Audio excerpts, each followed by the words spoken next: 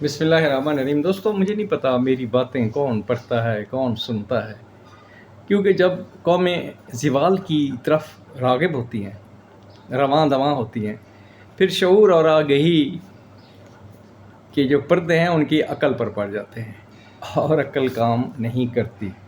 دوستو، علامہ جلال الدین سیوطی علیہ الرحمہ نے اپنی معتبر کتاب تصنیف تاریخ الخلفاء میں ہلاکو خان کا ایک خط نقل کیا ہے، جو اس نے سقوط بغداد کی مہم سے فراغت کے بعد دمشق کے حکمران سلطان ناصر کے نام لکھا تھا۔ اس خط سے ظاہر ہوتا ہے کہ خود تاتاریوں کو بھی احساس تھا کہ وہ دنیا میں غلط کار اور بد اعمال حکمرانوں کی سزا کے لیے بھیجے گئے ہیں۔ حالانکہ وہ کافر تھے، لیکن مسلمانوں اور عیسائیوں کے ساتھ میل جول کے باعث ایک قادر مطلق کی ہستی کا اعتراف کرنے لگے تھے۔ خط کا یہ مضمون ہے: ملک ناصر، تمہیں معلوم ہونا چاہیے کہ ہم خدا کے لشکر ہیں۔ وہ ہمارے ہی ذریعے سے گناہگاروں، ظالموں، متکبروں سے انتقام لیتا ہے۔ ہم جو کرتے ہیں وہ خدا ہی کے حکم سے کرتے ہیں۔ اگر ہم کو کبھی غصہ آ جاتا ہے تو کایا پلٹ دیتے ہیں۔ ہم نے بہت شہروں کو برباد کر دیا اور بندگان خدا کو ہلاک کر دیا۔ ہم نے عورتوں اور بچوں پر بھی کبھی رحم نہیں کھایا۔ شرم کرو تم لوگوں، تم نے کیا دیا؟ یورپ جا کے دیکھو۔ انقلاب فرانس کے بعد انہوں نے انسانیت کی خدمت کی ہے۔ وہاں آزادی ہے، تحریر کی، تقریر کی، جینے کی۔ وہاں کوئی شخص کسی کی عزت پہ ہاتھ نہیں ڈالتا، اور یہاں 4 بندے، ابھی میں پڑھ رہا تھا حافظ آباد کا واقعہ، شوہر کے سامنے اس کا ریپ کرتے ہیں اور پھر فلم بناتے ہیں۔ دوستو، اس دنیا کے باقی ماندہ لوگوں، تمہارے ساتھ بھی یہی کچھ ہونے والا ہے۔ یہ لیٹر لکھا ہے ہلاکو خان نے۔ یاد رکھو، ہمارا لشکر رحم کھانے والا نہیں ہے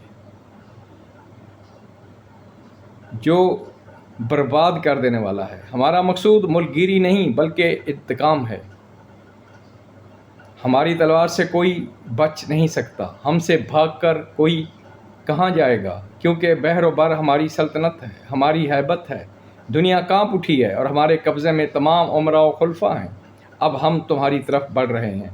اب تم بھاگ سکتے ہو تو بھاگو، ہم تمہارا پیچھا کریں گے۔ ابن تاثیر تاریخ کامل میں لکھتے ہیں کہ تاتاریوں کا فتنہ ایک عظیم حادثہ اور مصیبت عظمیٰ تھی، ایک ایسی مصیبت جس کی دنیا میں مثال نہیں ملتی۔ یہ درست ہے کہ تاتاریوں نے دنیا بھر میں بربریت اور وحشت سے انسانوں کو اپنا نشانہ بنایا۔ روس، یورپ، وسط ایشیا، قریباً ہر جگہ، لیکن مسلمانوں نے خصوصاً بڑی تباہی اٹھائی۔ ایسا محسوس ہوتا ہے کہ وہ آئے ہی اسلامی سلطنت و تہذیب کو مٹانے کے لیے تھے۔ ان کے مظالم قدیم تاریخ کے سب سے بڑے ظالم حکمران بخت نصر سے بھی بڑھ گئے۔ علامہ جلال الدین سیوطی لکھتے ہیں، تاتاری ایک ایسا بادل تھے جن کی ہوا تیزی سے ادھر ادھر لیے پھرتے تھی۔ یہ چین سے نکلے اور بہت جلد ان کے ہاتھوں سے ترکستان کے شہر کاشغر وغیرہ تباہ ہوئے۔ جب یہ بخارا اور سمرقند پہنچے تو ان کی تباہ کر ڈالا۔ جب خراسان پہنچے تو وہاں بھی تباہی و ہلاکت لائے۔ یہاں جی بھر کر قتل عام غارت گری کرنے کے بعد رے اور ہمدان کا بھی حشر کیا۔ عراق میں پہنچ کر وہاں سے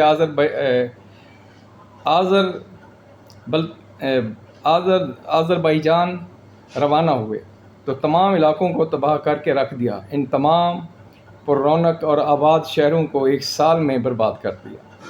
جب یہ آذربائیجان سے نکلے تو دربند شیروان پہنچے، اس کو برباد کیا۔ پھر وہاں سے لدن اور کر گئے، ان کو جلا کر خاکستر کر ڈالا۔ ہزاروں کو قتل، ہزاروں کو قید کیا۔ تاتاری لشکر کا ایک حصہ غزنی، تاجکستان اور کرمان کی طرف چلا گیا اور ان شہروں پر ایسے مظالم ڈھائے کہ تاریخ میں نظیر نہیں ملتی۔ بالآخر ان تاتاریوں نے دنیا کے عظیم حصہ کو فتح کر لیا اور ان کا دبدبہ تمام دنیا پر قائم ہوا۔ کوئی شہر ایسا نہ تھا جہاں ان کے نام سے لوگ نہ کامتے ہوں۔ لطف یہ کہ ان کو کسی مدد کی ضرورت تھی اور نہ رسد کی۔ رسد میں سب سے عام گوشت ہوتا ہے اور وہ ان کے پاس بھاری تعداد میں موجود تھا۔ بھیڑ بکریاں ان کے ساتھ ہوتی تھیں، وہ انہیں کاٹ کر کچا پکا گوشت کھا جاتے تھے۔ ان کے گھوڑوں کو چراگاہوں کی حاجت نہ تھی، وہ اپنے سموں سے ایسی جگہ کھود ڈالتے جہاں گھاس کی جڑیں موجود ہوتی اور وہ ان جڑوں پر گزارا کرتے۔ دانہ وغیرہ تو ان گھوڑوں نے کبھی دیکھا نہ تھا۔ ان کے مذہب میں کوئی چیز حرام نہ تھی۔ تمام جانور بلکہ انسانی گوشت بھی ان کے نزدیک حلال تھا۔ شادی بیاہ اور نکاح کے جھگڑے میں نہیں پڑتے تھے۔ ایک عورت کے کئی شوہر ہو سکتے تھے۔ سو یہ تھے وہ وحشی تاتاری جنہوں نے خلافت بنو عباس کی اینٹ سے اینٹ بجا دی۔ بغداد کی تباہی میں عربی میں بے شمار مرثیے لکھے گئے۔ ان میں ایک شاعر کا یہ شعر بہت مشہور ہوا جس کا ترجمہ ہے: بغداد اور اہل بغداد گھر بار کے ساتھ برباد ہوئے، ان کے گھروں کو ہمارے وزیر نے تباہ کر دیا۔ بنو عباس کو یہ سزا بیٹھے بٹھائے نہیں مل گئی تھی، یہ ان کے اعمال کی شامت تھی۔ دوستو، اس سلسلے میں کئی دفعہ اور بھی باتیں بیان کر چکا ہوں۔ برطانوی سامراج اس سے بھی زیادہ خطرناک تھے۔ برصغیر ہند کو تقسیم کر کے، مسلمانوں کو تقسیم کر کے انہوں نے جو روش ڈالی اس سے آپ لوگوں کو تباہ اور برباد کر دیا۔ تم آپس میں لڑتے رہو گے، مرتے رہو گے، کبھی ترقی کا نہیں سوچو گے، عوام دوستی کا نہیں سوچو گے، اور سونے پہ سہاگا ہندو مسلم کی لڑائی تو ایک طرف، اب تو شیعہ سنی کی لڑائی بھی عروج پہ پہنچی ہوئی ہے۔ اور بدبخت ہو تم میں کتے کی موت مرو گے، لیکن کبھی شعور اور آگہی کے ساتھ سید الانبیاء خاتم المرسلین کے نقش قدم پہ نہیں چلو گے، تب تک یہ بربادیاں تمہارے پیچھے رہیں گی۔